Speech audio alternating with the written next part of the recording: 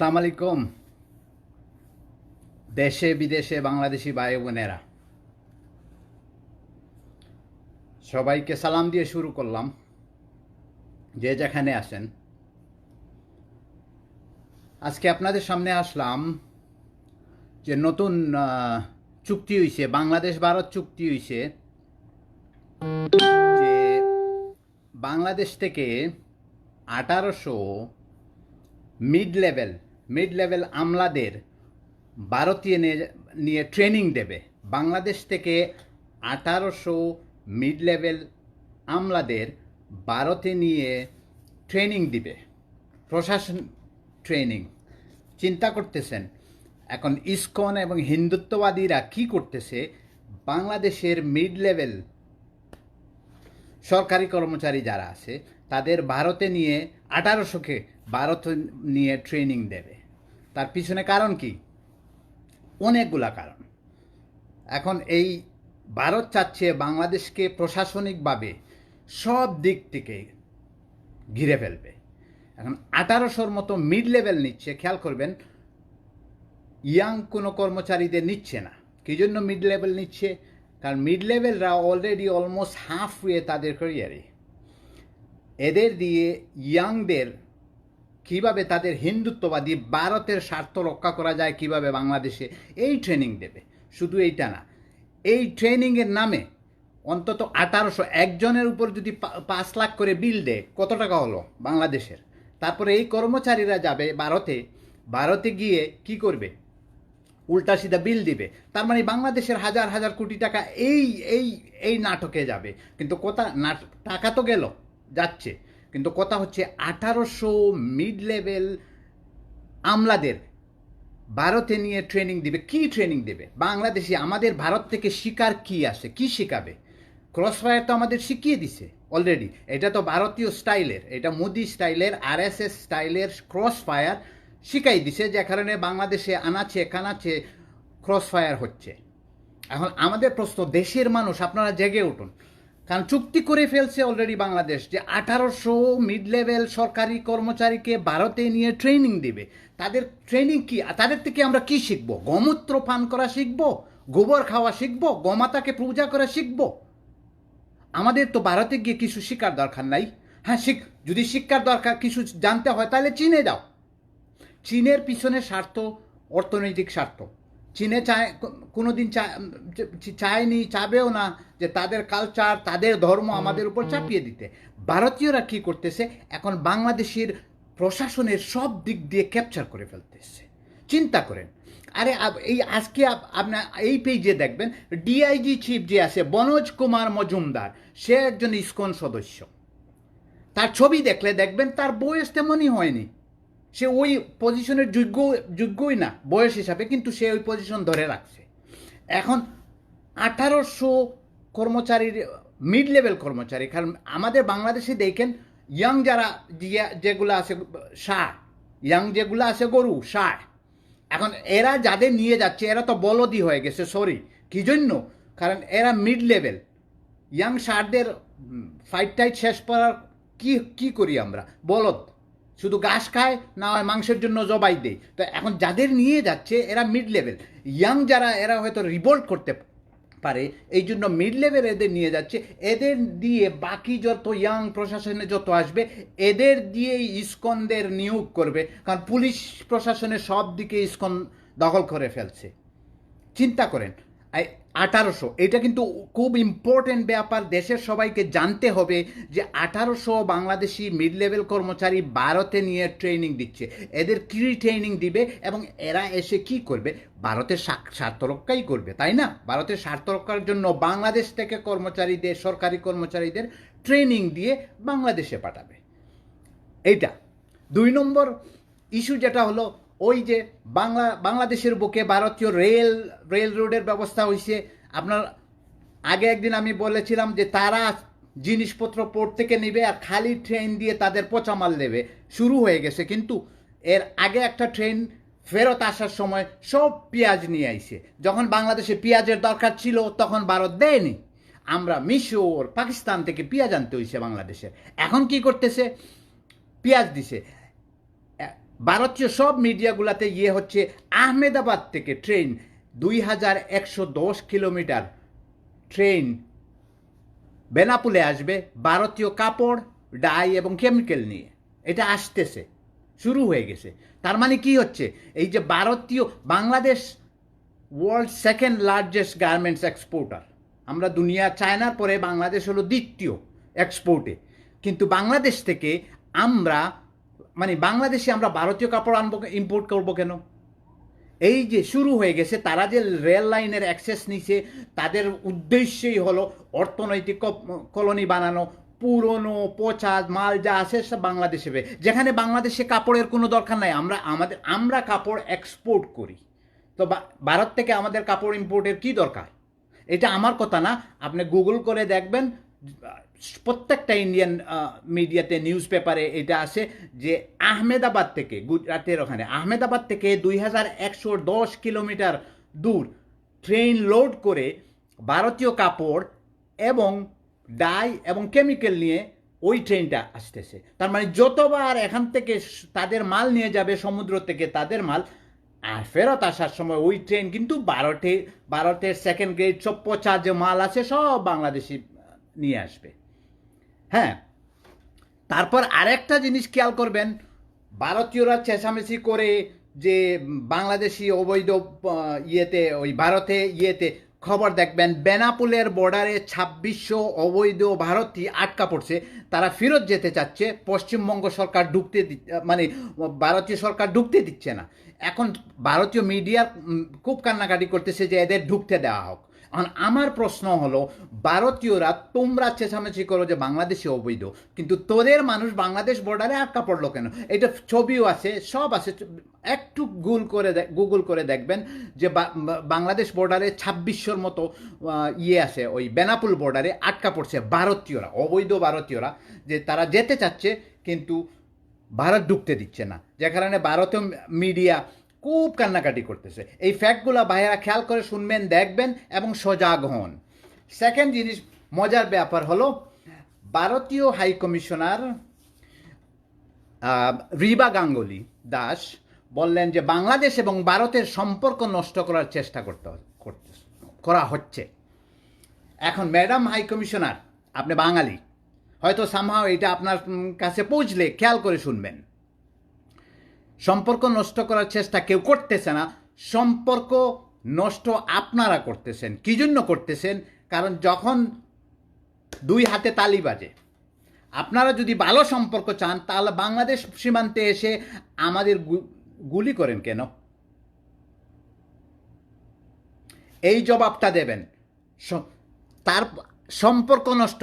আপনার প্রধানমন্ত্রী কলকাতাতে দাঁড়িয়ে বলেছে সব বাঙালিদের অবৈধ বাঙালিদের বের করে দিতে হবে, কিন্তু আসল কথা, ম্যাডাম গাঙ্গুলি বাংলাদেশি অবৈধ ভারতে নাই, কারণ বাংলাদেশের পার ক্যাপিটা ইনকাম এবং ভারতের সমান অথবা একটু হাই। বাংলাদেশি কোনো ভারতে যেতে হবে না, কারণ বাংলাদেশে অনেক ইনকাম আছে। ভারতীয়রা, আপনার দেশের মিডিয়া, আপনার পশ্চিমবঙ্গের মিডিয়া, আপনার আসামের মিডিয়া হিসাবে প্রায় 30 লক্ষ অবৈধ ভারতীয় Bangladeshi, illegal Indians are in Bangladesh, low class. প্রায় 10 লক্ষ, 5 থেকে 10 লক্ষ বিহারি আছে।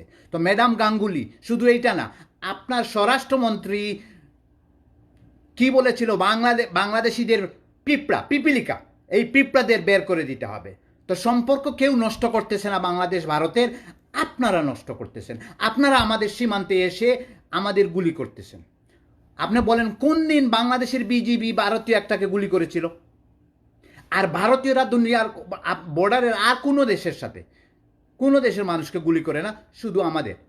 তা আপনাদের যে ইচ্ছা, লং টার্ম যে ইচ্ছা, যে বাংলাদেশকে ভারতের অঙ্গরাজ্য, ভারতীয় কলোনি বানিয়ে রাখবেন, এটা হতে দেবে না। বাংলার মানুষ হতে দেবে না, বাংলার মুসলমানরা এটা হতে দেবে না। ইসকনের যে চিন্তাধারা বাংলাদেশে হচ্ছে, ওটা কোনোদিন বাস্তবায়িত হবে না। আর বাংলাদেশের মানুষ খেয়াল করবেন, আমেরিকা স্বাধীন হওয়ার প্রায় 85 বছর পর আমেরিকাতে গৃহযুদ্ধ হয়েছিল। তো বাংলাদেশের মানুষ যদি প্রয়োজন হয় ক্যান্সার কাটতে হলে ওই ক্যান্সার কেটে দেবে। খেয়াল করবেন, মানে আমাদের সহ্যর সীমা। আর আমাদের যে সরকার আছে, এরা তো মানে জাস্ট পারফেক্ট, তা আমরা বুঝি।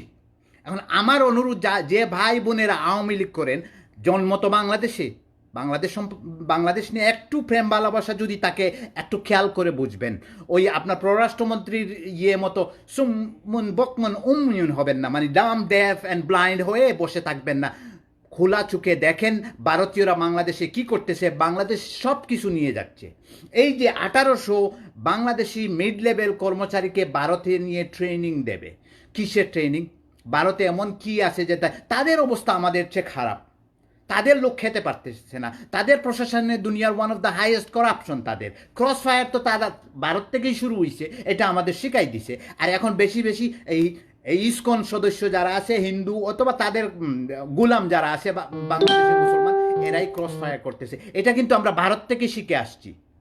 ক্রস ফায়ার এত বেশি ছিল না ভারতের। এই সরকার আসার পর ভারত থেকে ক্রস ফায়ার বেশি বাড়ছে, কারণ এটা ভারত থেকে শিক্ষা। ভারত থেকে আর কি শিখবো আমরা? আমাদের কোনো কিছু শিকার নাই ভারত থেকে, দুর্নীতি। আর হ্যাঁ, আমাদের শিকার আছে হিন্দুত্ববাদ কিভাবে বাংলাদেশে প্রতিষ্ঠা করা যায়, এইটা তারা শিখাবে। আর এই মিড লেভেল কর্মচারী যারা, আর এর নামে কত হাজার হাজার কোটি টাকা বিল করবে, তারা নিয়ে যাবে। তো এখন আসি, ওই আমাদের কাদের সাহেব বললেন যে 71-এ নাকি আমাদের রাখি বন্ধন হয়েছিল বাংলাদেশ আর ভারত। ও কাদের সাহেব, রাখি বন্ধনে এখন আপনি এটা ক্লিয়ার বলেননি রাখি বন্ধনের ভাই কে আর বোন কে। তা আমি স্বাভাবিকভাবে ধরে নিচ্ছি আপনি নিজেকে বোন মনে করতেছেন আর ভারতীয়রা ভাই। এখন কোন ভাই বোন রে গুলি করে রে ভাই? কোন ভাই বোন রে বলে পিঁপড়া, আর কোন ভাই বোনদের বলে এদের তাড়িয়ে দিতে হবে অবৈধ? না উল্টা সিধা কথা কইয়া ক্ষমতায় থাকার জন্য ভারতীয় গুলামের নিজের এক হচ্ছে। আপনারা তো শুধু মানে রাজাকার, আসল রাজাকার কারা? আসল রাজাকার তো আপনারা। এই বর্তমান যে সরকার আছে, ক্ষমতায় আছে, এরাই আসল রাজাকার। আমরা কিছু বললেই আমরা রাজাকার, দেশের জন্য কিছু বললে আমরা রাজাকার, কিন্তু রাজাকার তো ভাই আপনারা না। আপনারা তো শুধু দেশের সাথে বেইমানি করতেছেন না, আপনারা ধর্মের সাথেও বেইমানি করতেছেন। দেশের কি অবস্থা দেশের? আরে এই ডিআইজি মনোজ কুমার মজুমদার, বেটার বয়সই হয়নি ডিআইজি চিফ হওয়ার, সে ওই পজিশন ধরে বসে আছে। আর কত আর্মি চিফ, যেটা বেটা নামে মুসলমান, গরুর মাংস খেয়ে মুসলমান, কিন্তু সে তো হিন্দুদের সব কথা করে। তারপরে এই এখন আইজি যে আছে, যখন সিনহার ঘটনা হইল, দুইজন মিলেই দৌড় দিল ওই কক্সবাজারে। কেন বাবা? পাবলিক তো বুঝে গেছে কি করতেছেন আপনারা। মানে এত ক্রস ফায়ার। এই প্রদীপের নামে যা কিছু এখন বেরোচ্ছে, প্রদীপের আগরতলাতে বাড়ি, প্রদীপের গৌহাটিতে বাড়ি, অস্ট্রেলিয়াতে বাড়ি। না, আমাদের প্রশ্ন হলো, বাংলাদেশে যে হিন্দু ভাই বোনেরা আছেন, ভাই আপনারা বাংলাদেশি, কিন্তু আপনারা যদি চান যে 90% উপর আপনাদের আধিপত্য হবে, আপনাদের হিন্দুত্ববাদ চাপিয়ে দেবেন, আর সবার একটা দুটো বাড়ি ওই পারে, এই বাংলাদেশ যদি আপনাদের দেশ, তাহলে ওই পারে বাড়ি করার দরকার কি? আর এখানে টাকা, কয়েকদিন আগে এই পেজে দেখাইছি, ওই একটা বাংলাদেশি লক্ষ লক্ষ টাকা নিয়ে ধরা খাইছে ত্রিপুরাতে, সে আবার ত্রিপুরার বিজেপি নেতা। এখন বাংলাদেশ থেকে টাকা টুকা চুরি করে নিয়ে গিয়ে ভারতে বিজেপি নেতা হয়ে যায় এরা।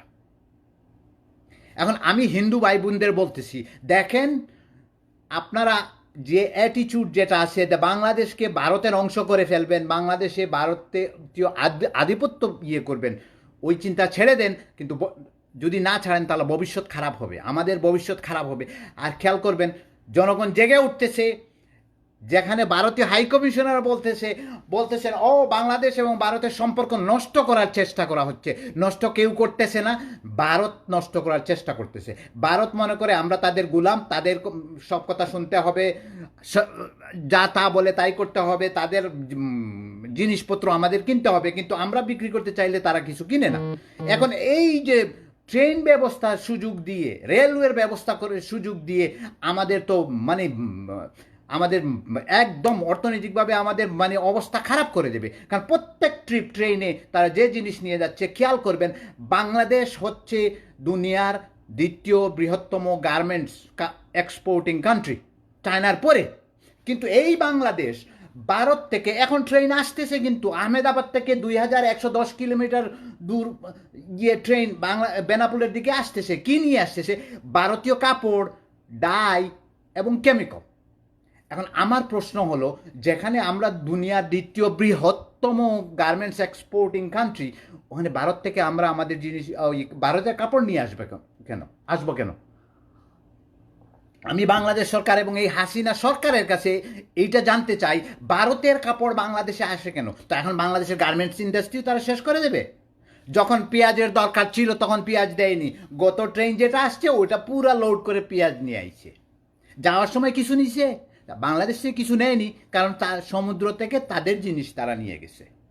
এখন বুঝতে পারতেছেন দেশ কিভাবে কোন দিকে এগুচ্ছে।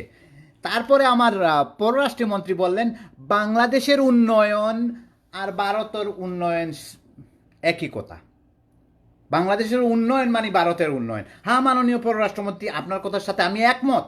কারণ বাংলাদেশের যত উন্নত হবে, উন্নয়ন হবে, ভারতের তত ফায়দা হবে। ভারত সব সুযোগ সুবিধা নেবে। ওই যে আম বাগানে আম ধরছে সবগুলো চুর, কিন্তু এখানে একটাই চুর আর একটাই ডাকাত, ওইটা হলো ভারত। বাংলাদেশের যে রিজার্ভ বাড়তেছে, করতেছে, তারা কিভাবে বাংলাদেশকে চুরি ডাকাতি করে নিয়ে যাবে, তারা এই চিন্তাই আছে। এখন যারা এখন জয়েন করতেছেন খেয়াল করবেন, বাংলাদেশ থেকে, রিপিট করতেছি, বাংলাদেশ থেকে 1800 মিড লেভেল সরকারি আমলাকে ভারতে ট্রেনিংয়ের জন্য নিয়ে যাওয়া হচ্ছে। এটা চুক্তি হয়ে গেছে। আমার প্রশ্ন, বাংলাদেশ থেকে গিয়ে ভারতে কি শিকার আসে? আমরা ক্রস ফায়ার শিখে ফেলছি, সব ধরনের দুর্নীতি শিখে ফেলছি। এখন তারা ওই ট্রেনিং দিবে যে ভারতীয় হিন্দুত্ববাদের ইসকনের আন্ডারে কিভাবে বাংলাদেশে আরও পুলিশ নিয়োগ করা যায়, সব জায়গায় কিভাবে ইসকনের মেম্বারদের ডিপার্টমেন্টের দায়িত্ব দেওয়া যায়, এবং তাদের ইচ্ছামতো প্রশাসন কিভাবে চালানো যায়। একজন মুসলমান বাংলাদেশে, একজন, আমরা দাড়ি পরে টুপি পরলে আমরা কি সন্ত্রাসী। কিন্তু এই ভারত যে দল ক্ষমতায় আছে, তারা, সেটা হলো হিন্দুত্ববাদী বিজেপি। তারা অফিসিয়ালি, বজরং দল আছে যেটা সন্ত্রাসী দল, মিলিটেন্ট দল, তাদের আরএসএস আছে, তাদের সবার বাপ, ওইটা তাদের চলতে পারে। কিন্তু বাংলাদেশে খেয়াল করবেন, বাংলাদেশ সুপ্রিম কোর্ট, আমি কোনোদিন জামাত করিনি, কিন্তু কথা হচ্ছে গণতন্ত্রের খাতিরে কথা বলতেছি, বাংলাদেশের জামাতকে তারা নিষিদ্ধ করে দিল। কিন্তু ভারতে হিন্দুত্ববাদী তাদের ধার্মিক দল ক্ষমতায় আছে। আবার ভারত আইসে আমাদের ট্রেনিং দিয়ে শিক্ষায় কি সেকুলারিজম শিখাবে? ভারতে তো কোনো সেকুলারিজম নাই, ভারতে কোনো ডেমোক্রেসিও নাই। যদি ডেমোক্রেসি থাকতো তাহলে 500 বছর পুরনো মসজিদ ভেঙে ওটাতে মন্দির হইতো। মন্দির উদ্বোধন করছে নরেন্দ্র মোদী কয়েকদিন, ওই গত 5 তারিখে। এখন কথা হচ্ছে, তারা তাদের ইচ্ছা মতো তাদের দেশে তাদের করতেছে, যা করতেছে, এটা আমাদের উপর চাপিয়ে দেওয়ার। দেখেন মানে কত দিকে আমাদের ঠকাচ্ছে। এক হচ্ছে আমাদের কর্মচারীদের মিড লেভেল ওই বলদদের নিয়ে ট্রেনিং দেবে, বিল করবে 5 লাখ টাকা একটা হলেও, যদি 1800 টাইমস 5 লাখ কত টাকা হবে? হাজার কোটি। আর এই কর্মচারীরা যখন ভারতে যাবে, উল্টা সিধা বিল দিবে, এসের বিল, চার বিল, বিল, কাগজের বিল, একটা স্যান্ডউইচের বিল হবে 11,000 টাকা, তাই না? ওই ঢাকা মেডিকেলের মতো।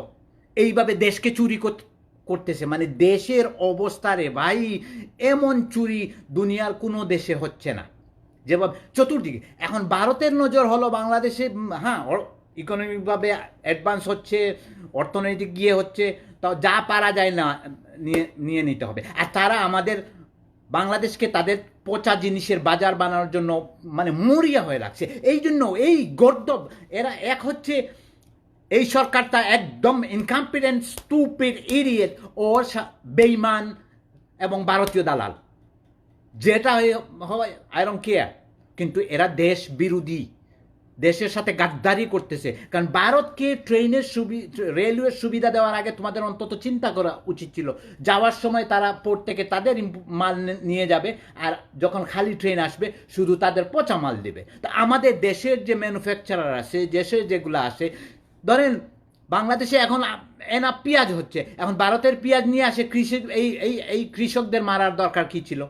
বাংলাদেশে গার্মেন্টস ইন্ডাস্ট্রি এত স্ট্রং, আমরা দুনিয়া আবার রিপিট করতেছি second largest garments exporter, Bharat থেকে কাপড় নিয়ে আসতেছে। এই ট্রেন এখন রাস্তায়, তো বাংলাদেশিদের উচিত এই ট্রেন রাস্তাতে কি করা, গাছ টাছ ফেলে আপনারা ব্লক করেন, আস্তে আস্তে সব মানে নন ভায়োলেন্ট নন কোঅপারেশন করেন।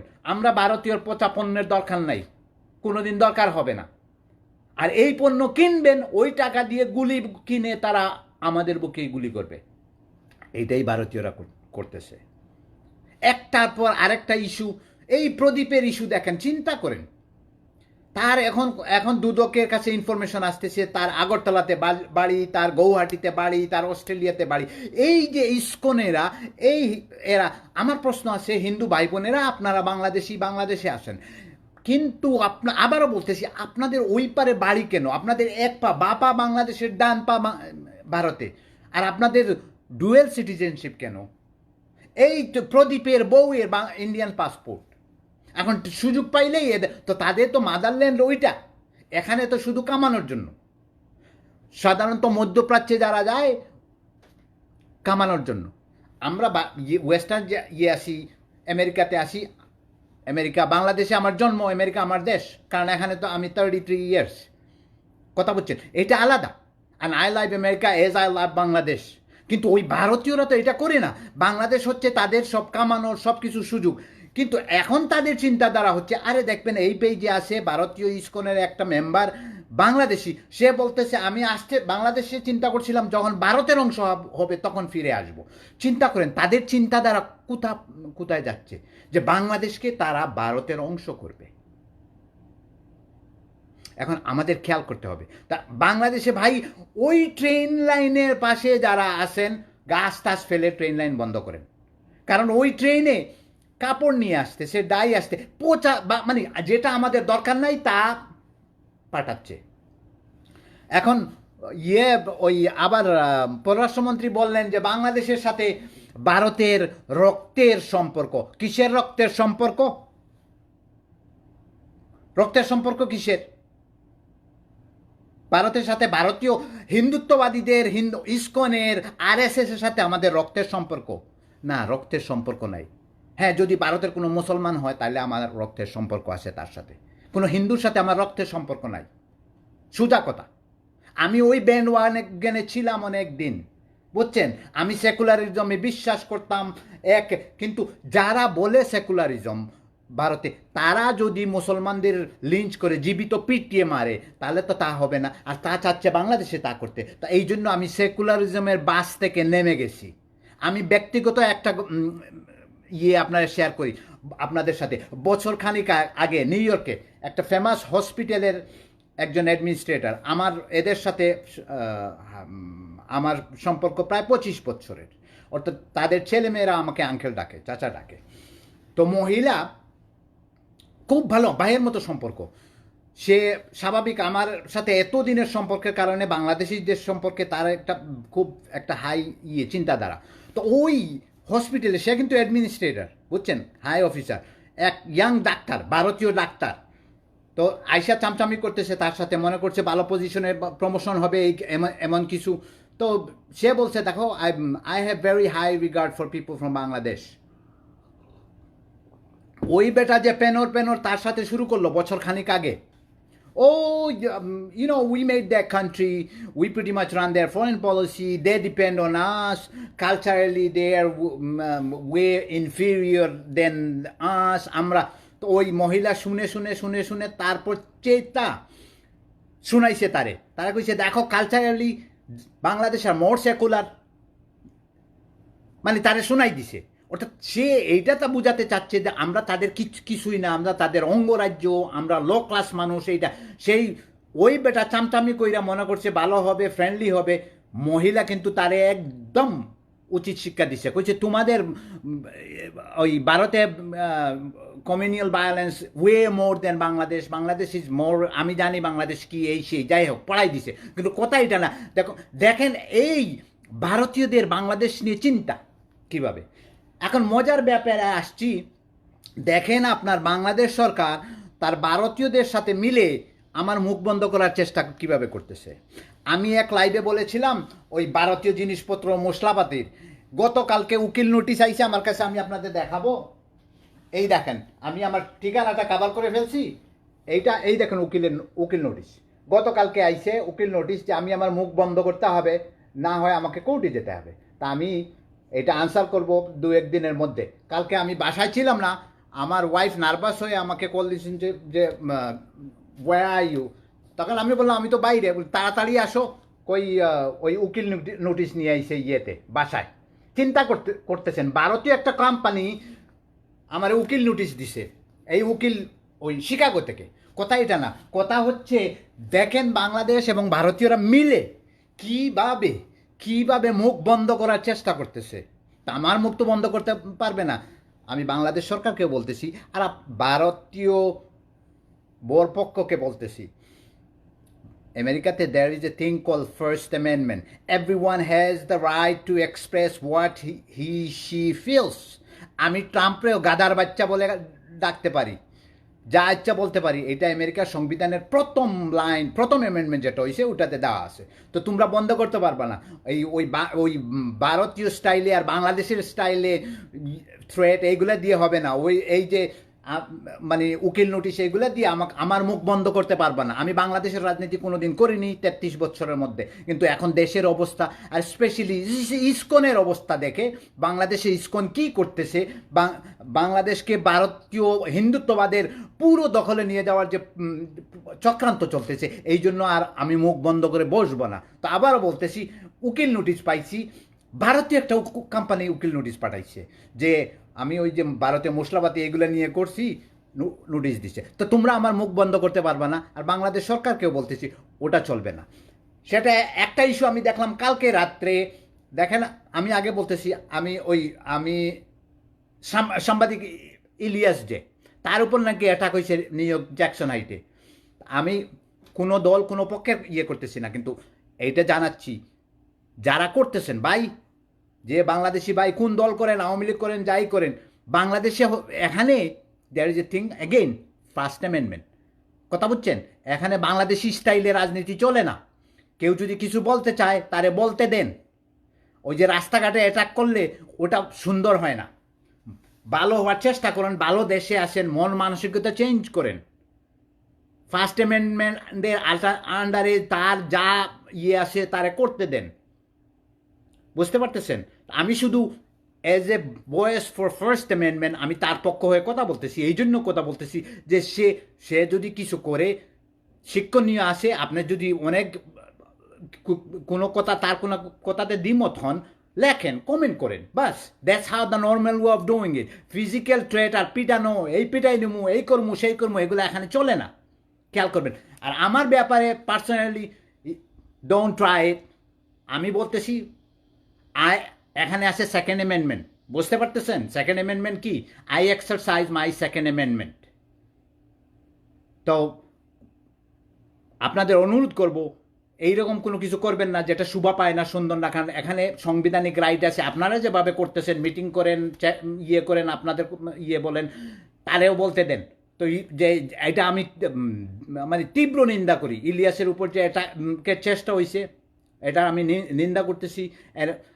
আমি দুঃখিত এবং লজ্জিত যে আমরা আমেরিকাতে থেকে, যেখানে এই বাক স্বাধীনতা আছে, ধর্ম স্বাধীনতা আছে, তারপরও আমরা চেষ্টা করি যে বাংলাদেশি স্টাইলে, ভারতীয় স্টাইলে আমরা আমাদের রাজনীতি করব। এটা থেকে দূরে থাকেন, আর এটা সুন্দর হবে। এখন টেকনাফের ইস্যুতে আবারও আসি।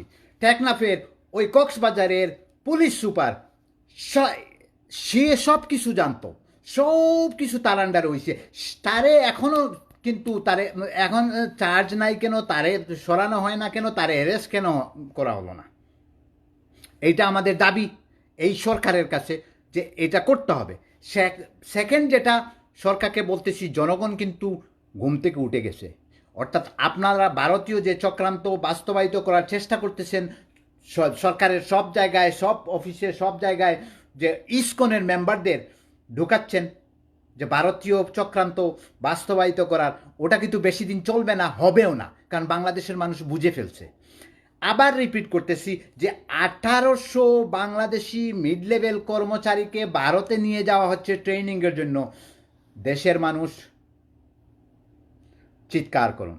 কারণ এরা গিয়ে ভারত থেকে কি শিখে আসবে? তারা তো কোনো কিছু শিকারও নাই। আর একমাত্র ভারতীয় স্বার্থ রক্ষা কীভাবে করতে হবে বাংলাদেশে, এইটাই। ইলেকশনে কীভাবে চুরি করা যায়, ভোটের বাক্সে আগের রাত্রে কীভাবে ভোট ঢুকানো যাবে, এইটাই তো। তারপর হচ্ছে এই যে ট্রেন করে, আবার রিপিট করতেছে, ট্রেনে করে কাপড় নিয়ে আসতেছে, ট্রেন লোড করে বাংলাদেশে। এই কাপড় আমাদের দরকার নাই, এটা শুধু বাংলাদেশের গার্মেন্টস ইন্ডাস্ট্রিকে ড্যামেজ করার জন্য নিয়ে আসতেছে। ওই ট্রেনের ব্যবস্থা বন্ধ করতে হবে। সেকেন্ড, আবার আমি আরেকদিন বলছি যে ওই রিলায়েন্সের যে গ্যাস টারবাইনের বিদ্যুৎ কেন্দ্র যেটা হচ্ছে বাংলাদেশে, রিলায়েন্স হলো আম্বানি গ্রুপের কোম্পানি, তারা সাইন করছে, এরা অলরেডি লোন পেয়ে গেছে $642 মিলিয়ন। এখন বাংলাদেশের মানুষ, বাংলাদেশিরা খেয়াল করে শুনবেন, ভারতীয়রা বাংলাদেশের গ্যাস চুরির অলরেডি প্রথম মানে ফাঁদ পেটে ফেলছে। ওই গ্যাস টারবাইনের নামে বাংলাদেশে থেকে গ্যাস তুইলা 25% তারা ইউজ করবে, বাকি 75% ভারতীয় নিয়ে যাবে, আর বাংলাদেশে কোনো গ্যাস পাবেন না। অর্থাৎ বাংলাদেশ থেকে গ্যাস চুরি করে নিয়ে যাওয়ার ভারতীয় পায় তারা অলরেডি অ্যাক্টিভ হয়ে গেছে। তারা যখনই ওই বিদ্যুৎ কেন্দ্র প্রতিষ্ঠা হবে তখন দেখবেন কিন্তু বাংলাদেশে আর গ্যাস পাবেন না, কারণ ভারতীয়রা গ্যাস চুরি করে নিয়ে গেছে। তো ওই বিদ্যুৎ কেন্দ্র বন্ধের জন্য আন্দোলন করতে হবে। এটা লং টার্ম, ভারতীয়দের লং টার্ম চিন্তা, বাংলাদেশকে চুরি ডাকাতি করে বাংলাদেশের সম্পদ সব নিয়ে যাওয়া। আর দ্বিতীয় হচ্ছে আমাদের হিন্দুত্ববাদীর আওতায় ইসকনের মাধ্যমে বাংলাদেশকে গোলাম করে রাখা। এটা আমরা হতে দেব না। বাংলার মানুষ জেগে উঠুন। আবারও বলতেছি, দরকার হলে আমাদের দেশকে আবার স্বাধীন করতে হবে, দরকার হলে আবারও যুদ্ধ করতে হবে। কারণ আমেরিকাতে হইছে, সিভিল ওয়ার হয়েছে আমেরিকা স্বাধীন হওয়ার 85 বছর পর। কারণ বাংলাদেশকে এই হিন্দুত্ববাদ থেকে বাঁচাতে হলে, ভারতীয় উপমহাদেশকে হিন্দুত্ববাদকে বাঁচাতে হলে বাংলাদেশকে ক্লিন করতে হবে। আমি বাংলাদেশি হিন্দু ভাই যারা মাইনরিটি আছে তাদের রক্ষা করা আমাদের ধর্মীয় দায়িত্ব। তাই বলে না তারা আসে আমাদের শাসন করবে, এটা হতে দেয়া যাবে না। তো প্রয়োজন হলে বাংলাদেশে আবারও যুদ্ধ করতে হবে। এই স্বাধীনতা যুদ্ধ হবে হিন্দুত্ববাদী এবং ভারতীয় আধিপত্যবাদের বিরুদ্ধে, এই যুদ্ধ করতে হবে। এরা আমাদের দেশ আবার স্বাধীন করতে হবে। তো সবাইকে অনেক ধন্যবাদ। ইনশাল্লাহ আরও ইনফরমেশন নিয়ে আসবো। আর দয়া করে একটু শেয়ার করবেন, সবাইকে এটা জানাবেন। রিপিট করতেছি, আবার যাওয়ার আগে, বাংলাদেশ থেকে 1800 মিড লেভেল কর্মচারী ভারতে নিয়ে ট্রেনিং দেওয়া হচ্ছে আমলাদের। এখন আপনারা বুঝেন এরা এসে কি করবে, ভারতীয় স্বার্থ কিভাবে বাস্তবায়ন করা যায় এইটাই শেখাচ্ছে। 2, বাংলাদেশে যে ট্রেনের ব্যবস্থা করা হয়েছে, যে ভারতে ট্রেন ব্যবস্থা দেওয়া হচ্ছে, ওই ট্রেনে এখন রাস্তায় এমটি যে মানে খালি যে ট্রেন আছে বাংলাদেশে, ওটাতে কাপড় লোড, ডাই এবং কেমিক্যাল। বাংলাদেশে কোনো কাপড়ের দরকার নাই, আমরা দুনিয়ার সেকেন্ড লার্জেস্ট এক্সপোর্টার, ওই কাপড় নিয়ে আসতেছে। তো খেয়াল করবেন ভাই, সজাগ হন। বাংলাদেশের ভবিষ্যৎ কিন্তু বাস্তব যেটা হচ্ছে দুঃখজনক।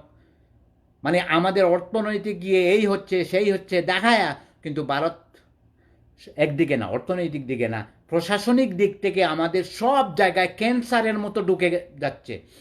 আমরা বি কেয়ারফুল না হলে একদিন আমাদের অবস্থা রোহিঙ্গাদের মতো হবে। আমাদের নেক্সট জেনারেশন যারা, তাদের অবস্থান রোহিঙ্গাদের মতো হবে। এখন আমি যারা আওয়ামী লীগ করেন, যারা এই ভারতীয়দের পক্ষে কথা বলেন, জন্ম তো ভাই আপনাদের বাংলাদেশে। আপনি কি চান আপনার নেক্সট জেনারেশন রোহিঙ্গার মতো এই শরণার্থী শিবিরে থাক? আপনি কি চান ভারতীয় হিন্দুত্ববাদ ইসকনরা আমাদের সব কিছু ক্যাপচার করে নেক আর আমাদের তাদের প্রজা বানিয়ে যা ইচ্ছা তা করবে? তো একটু চোখ বন্ধ করে, যারা আওয়ামী লীগ করেন চোখ, হ্যাঁ আমার কোনো ইস্যু নাই, আমার বাবা আওয়ামী লীগ করতেন, কিন্তু আওয়ামী লীগের বাস্তবতা কি? আওয়ামী লীগ স্বাধীনতা উত্তরই, আওয়ামী লীগ পচা, দুর্নীতিবাদ। আমার কথা না রে ভাই, আমি আপনাদের বলতেছি না, বঙ্গবন্ধু নিজে বলে গেছেন, চুরের বাচ্চা চুর, আমার চতুর্দিকে চুর। এটা তো মানে আওয়ামী লীগের ডিএনএতে। তা আমি আপনাদের সবাইকে বলতেছি না, আওয়ামী লীগ করেন, অনেক সৎ ভাই আছেন যারা শুধু রাজনীতি করেন, আদর্শের কারণে করেন। আপনারা একটা চোখ খুলে একটু খেয়াল করে দেখেন, দেশের জন্য একটু চিন্তা করেন দয়া করে। তো সবাইকে অনেক ধন্যবাদ। বেয়াদবি হলে মাফ করবেন। ইনশাল্লাহ আবার দেখা হবে। সালাম আলাইকুম।